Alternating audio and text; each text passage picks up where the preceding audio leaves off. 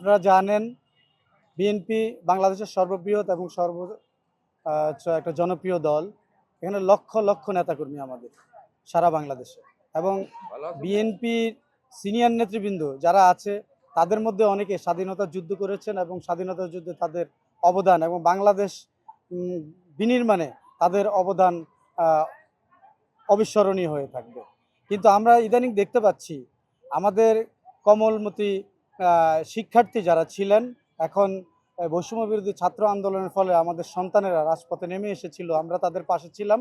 রাজপথে থেকে আমরা এই ফ্যাসিবাদী সরকারের বিরুদ্ধে একটা প্রতিরোধ গড়ে তোলে তাদেরকে এই বাংলাদেশ থেকে বিতাড়িত করেছি।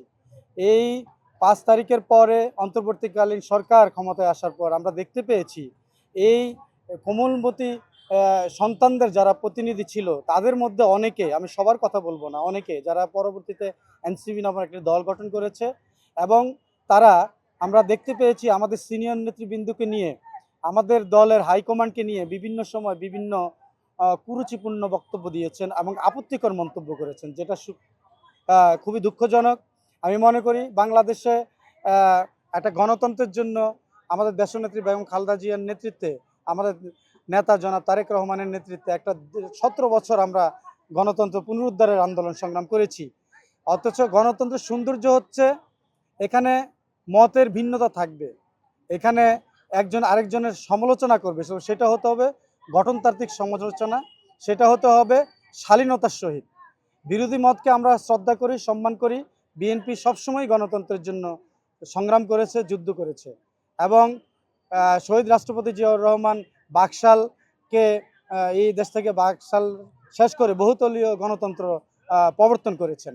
তা আমাদের যে আমরা কখনো আশা করি না, বিশেষ করে আমাদের সন্তানরা যারা আমরা মনে করি যারা সুশিক্ষিত, যারা আগামী দিনের বাংলাদেশ গঠনে যাদের ভূমিকা ব্যাপকভাবে থাকবে, এবং আগামীতে যারা যারা অতীতে আমরা দেখেছি অন্তর্বর্তীকালীন সময়ে যারা অনেকেই উপদেষ্টার দায়িত্ব পালন করেছেন, উপদেষ্টা দ্যাট মিনস মন্ত্রীর দায়িত্ব পালন করেছেন, এবং এখন এই এনসিপি থেকেই যেহেতু বিরোধী দলের উপনেতা হয়েছেন আমাদের এনসিপির প্রধান নাহিদ, আমি নাহিদ সাহেবকে অনুরোধ করে বলবো, আপনি আপনার যে এনসিপি নামক যে দলটি করেছেন, আমাদের পূর্ণ সমর্থন এবং সহযোগিতা ভালোবাসা আপনার দলের প্রতি আছে, কিন্তু আপনার কতিপয় নেতাকে আপনি থামান, আপনি তাদেরকে সতর্ক করুন।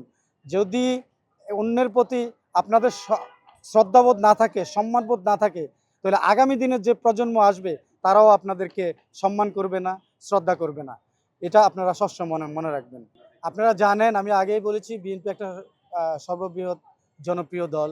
বিএনপির লক্ষ লক্ষ নেতাকর্মী বিচ্ছিন্নভাবে বিএনপির নাম ব্যবহার করে বিভিন্ন জায়গাতে বিএনপির মধ্যে কিছু অনুপ্রবেশকারী যারা স্বৈরাচার শেখ হাসিনার আমলে যারা আওয়ামী লীগের ছত্রছায়া ছিল, তারা এই বিএনপির ভিতরে অনুপ্রবেশ করে তারা অনেক সময় 2-4টা বিচ্ছিন্ন ঘটনা ঘটেছে, এটা অস্বীকার করার মতো না।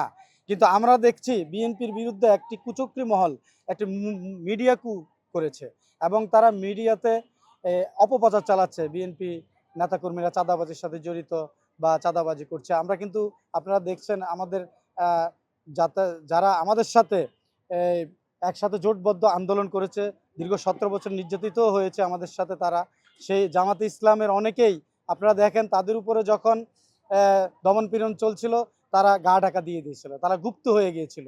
আমরা এমনও দেখেছি পরবর্তীতে যারা শিবিরের নেতা হয়েছে বা যারা ঢাকা ইউনিভার্সিটিতে নির্বাচন করেছে তারা অনেকেই তারা ছাত্রলীগের রাজনীতি করেছে। পরবর্তীতে জামাত থেকে বলা হয়েছিল যে আমরা আমাদেরকে বাঁচার জন্য আমরা ছাত্রলীগ করেছি। তার মানে এই সংগঠনটি হচ্ছে একটা গুপ্ত সংগঠন।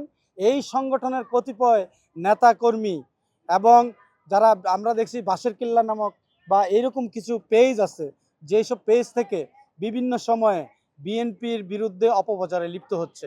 আপনারা জানেন এবং আপনারা ইতিমধ্যে দেখেছেন আমাদের নেতা জনাব তারেক রহমানের নেতৃত্বে বিএনপি বিপুল প্রায় 213টি আসনে বিপুল ভোটে জয়যুক্ত হয়ে সরকার গঠন করেছে, এবং আমাদের নেতা জনাব তারেক রহমান প্রাইম মিনিস্টার হওয়ার পরে বাংলাদেশের ইতিহাসে নয় সারা পৃথিবীর ইতিহাসে এমন প্রাইম মিনিস্টার কেউ দেখেনি, যিনি সাধারণ জীবনযাপন করেন, যিনি সাধারণ জনগণের মাঝ দিয়ে চলাফেরা করেন, এবং যার মধ্যে বিন্দুমাত্র অহংকার নেই, যিনি সারাটি যার রাজনীতি দেখে দল মত নির্বিশেষে ভূয়সী প্রশংসা করছে এবং আগামী দিনের বিনির্মাণে এরকম একজন বাংলাদেশের রাষ্ট্রপতি, বিশেষ করে আমাদের প্রধানমন্ত্রী বাংলাদেশিতে আসেনি এবং ভবিষ্যতেও আসবো না, সেই দৃষ্টান্ত স্থাপন করেছেন আমাদের নেতা জনাব তারেক রহমান।